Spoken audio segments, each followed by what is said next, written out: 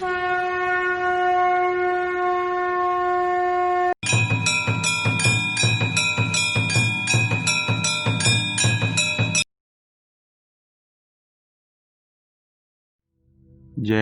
श्री कृष्णा। मेरे प्रिय दर्शकों, कैसे हैं आप सभी। मेरा नाम है ज्योतिषाचार्य दीपक शास्त्री और आप सभी देख रहे हैं आज जगदम्बा ज्योतिष ज्ञान यूट्यूब चैनल। सर्वप्रथम आप सभी यह बात ध्यानपूर्वक सुनिए।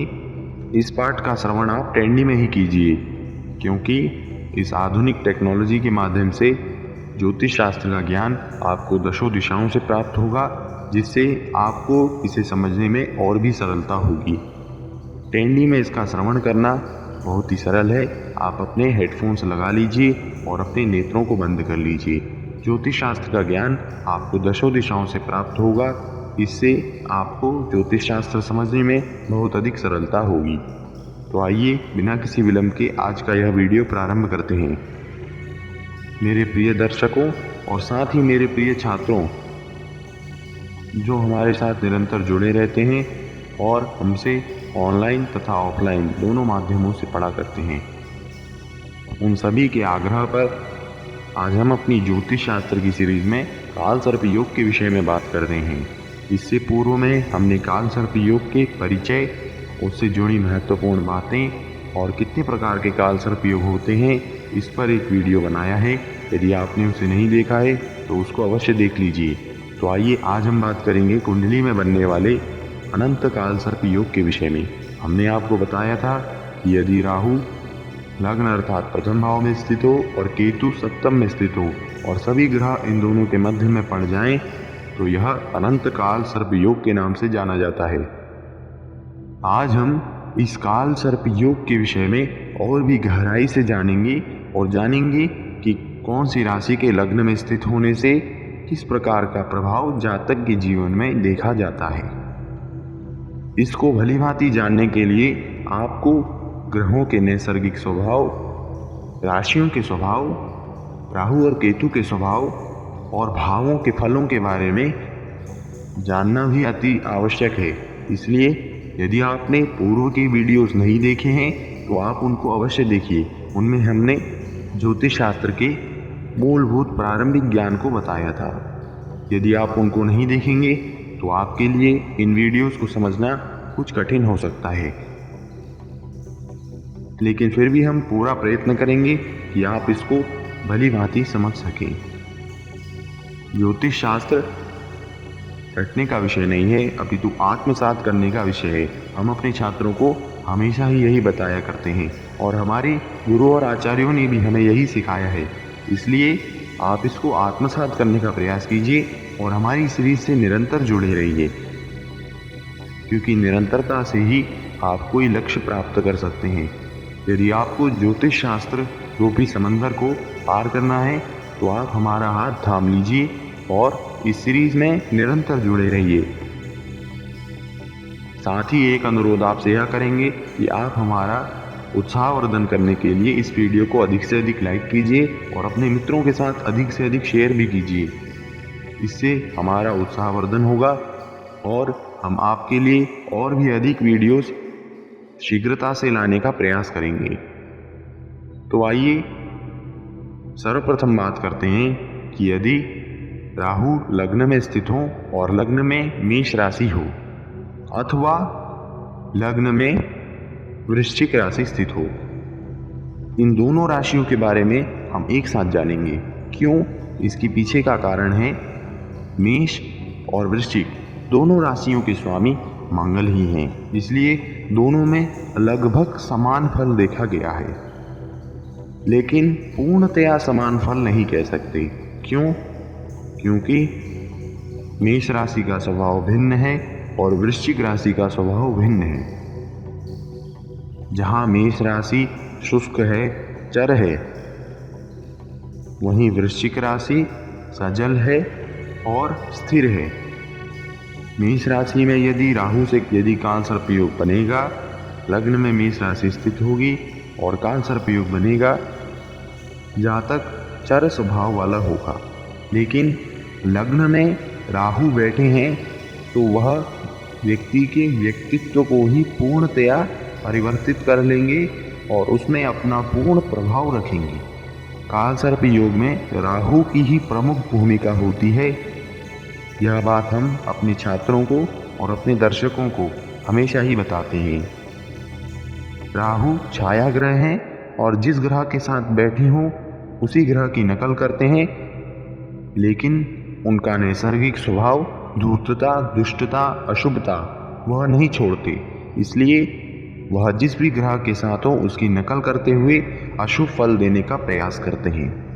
तो यदि वृश्चिक राशि का लग्न होगा तो जातक स्थिर स्वभाव का होगा, अपने निर्णयों पर अडिग रहेगा। यदि वह अशुभ कार्य करने लगेगा तो वह पूरी शक्ति के साथ अशुभ कार्यों में लगा रहेगा। लेकिन वृश्चिक राशि के सजल होने के कारण वह बाहर से ऐसा प्रतीत होगा कि वह अच्छा व्यक्ति है, लेकिन अंदर से क्योंकि स्थिर राशि है इसलिए धूर्तता, कपटता यह सब जाएगी नहीं। अंदर से कुछ और बाहर से कुछ और, इस प्रकार का व्यक्ति हो जाता है। इस प्रकार के कालसर्प योग में जातक जीवन के मध्यकाल तक विश्वासघात प्राप्त करता रहता है और दुखी होता रहता है। राहु मंगल की नकल करने का प्रयास करेंगे और राहु के अंदर शक्ति है लेकिन सौंदर्य नहीं है। तो ऐसा हो सकता है कि जातक शक्तिशाली तो हो लेकिन उसका शरीर कुछ टेढ़ा मेढ़ा हो, आकर्षक ना हो। राहु आकर्षक ग्रह नहीं है, लेकिन मंगल की नकल कर रहे हैं और स्वयं भी बलशाली है। तो जातक शक्तिशाली तो होगा, इसमें संशय नहीं, लेकिन आकर्षक होगा यह नहीं कह सकते, क्योंकि राहु आकर्षक ग्रह नहीं है और लग्न में बैठकर सर्वाधिक वह जातक के व्यक्तित्व को ही प्रभावित कर रहे होते हैं। केतु की इस योग में बहुत कम भूमिका है, इसलिए केतु का इतना अधिक विचार करना आवश्यक तो नहीं है। राहु का विशेष विचार करना आवश्यक है।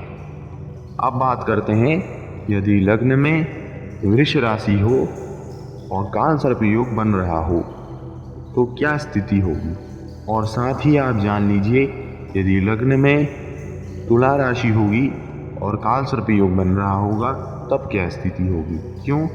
क्योंकि वृषभ राशि और तुला राशि दोनों के स्वामी शुक्र ग्रह ही हैं। इसलिए राहु शुक्र ग्रह की तरह ही फल देने का प्रयास करेंगे, लेकिन उसमें अशुभता, उसमें कपटता, धूर्तता इसका भी सम्मिश्रण रखेंगे। और साथ ही दोनों में समान फल तो होगा, काफ़ी हद तक होगा, लेकिन कुछ भिन्नता भी होगी। क्योंकि वृष राशि जहाँ स्थिर है तो तुला राशि चर है, इसलिए दोनों में कुछ भिन्नता देखी जा सकती है। इस प्रकार के जातक स्वतंत्र व मनमोजी होते हैं। यह कल की परवाह नहीं करते और अधिक धन व्यय करने में भी चूकते नहीं हैं। फ्यूचर के लिए सेविंग्स करना इनका स्वभाव नहीं होता है, इसी कारण बाद में कष्ट भोगा करते हैं। अब बात करते हैं, यदि लग्न में मिथुन राशि होगी और कालसर्प योग बन रहा होगा तब क्या स्थिति होगी। अथवा लग्न में कन्या राशि होगी और तब कालसर्प योग बन रहा होगा तो क्या स्थिति होगी। दोनों राशियों के स्वामी बुध देवता हैं और राहु बुध देवता की ही नकल करने का प्रयास करेंगे। उनकी नकल करने के प्रयास में वह व्यक्ति अंदर से कपटी होते हुए भी बाहर से अपनी बुद्धि का प्रदर्शन करके लोगों को बहुत अधिक प्रभावित करने का प्रयास करेगा। वह बातें करने में बहुत अधिक पटु होगा और बहुत अधिक बोला करेगा, लेकिन वह बुद्धि लगाकर बोला करेगा, अनाप शनाप नहीं, बुद्धि लगाकर बोलेगा। और उसके लिए उसके पास ज्ञान होना भी आवश्यक है, इसलिए वह ज्ञानी भी होगा। वह तरह तरह की सामग्रियां इकट्ठा करके अपने ज्ञान का प्रदर्शन करने का प्रयास करेगा, लेकिन उसके अंदर की कपटता, धूर्तता वह नहीं जाएगी। क्यों? क्योंकि लग्न में बैठकर राहु उसके व्यक्तित्व को ही प्रभावित कर रहे होंगे। सर्वाधिक उसके व्यक्तित्व पर उसका प्रभाव रहेगा।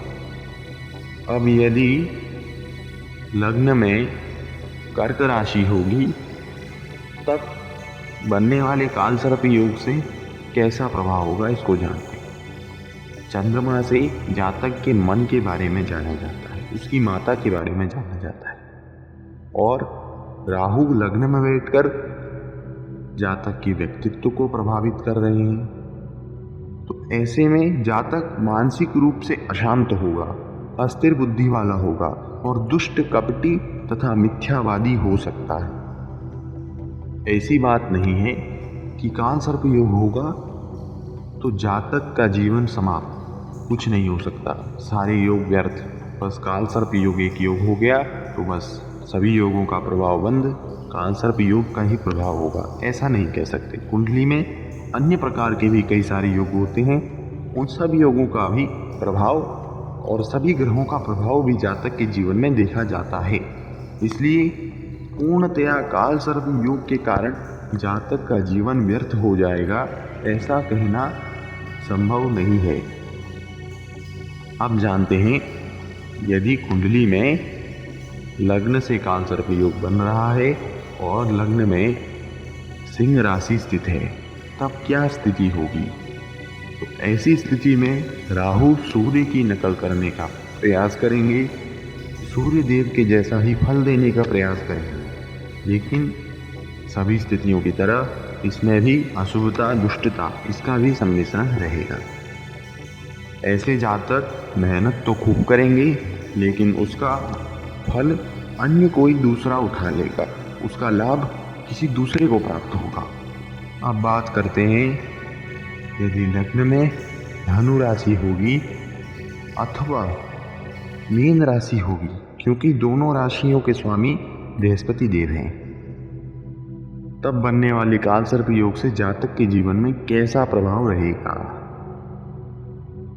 तो बृहस्पति देव की तरह ही विद्वता वाले कार्य उन सब की नकल राहु करेंगे और उसमें अशुभता का भी सम्मिश्रण करके फल देने का प्रयास करेंगे।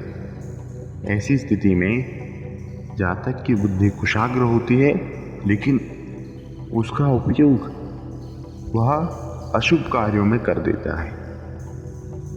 ऐसे जातक हैकर इत्यादि भी हो सकते हैं। अब बात करते हैं, यदि लग्न में मकर अथवा कुंभ राशि हो और कालसर्प योग बन रहा हो तब क्या स्थिति होगी। ऐसे अनंत कालसर्प योग में अब ऐसी स्थिति में जातक की परेशानियां और भी अधिक बढ़ जाएंगी। जातक को सदैव रोगों का भय रहेगा, उसका स्त्री पक्ष भी अधिक प्रभावित रहेगा, बालक होने के बाद भी उसको संतोष प्राप्त नहीं होगा, कोर्ट कचहरी का सामना करना पड़ेगा, काम उसके सारे अस्थायी रहेंगे और जीवन बहुत ही कष्टमय उसको प्रतीत होगा। तो इस प्रकार से आज हमने जाना कि अलग अलग राशियों में बनने वाले अनंत कालसर्प योग का जातक के जीवन पर किस प्रकार का प्रभाव होता है। अगर आपको यह वीडियो अच्छा लगा हो तो कृपया इसे लाइक कीजिए और अपने मित्रों के साथ शेयर कीजिए। ज्ञान को रोकिए नहीं, बांटिए, क्योंकि ज्ञान बांटने से ही बढ़ता है। हम आपके लिए ऐसे ही वीडियोस बनाते रहते हैं, इसलिए हमारे चैनल को सब्सक्राइब कर दीजिए और साथ ही बेल आइकन को भी दबा दीजिए।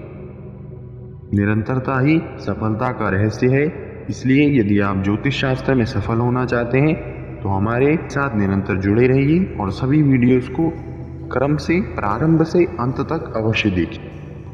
आज के लिए इतना ही, मिलेंगे आपसे नई वीडियो में, तब तक के लिए जय श्री कृष्णा।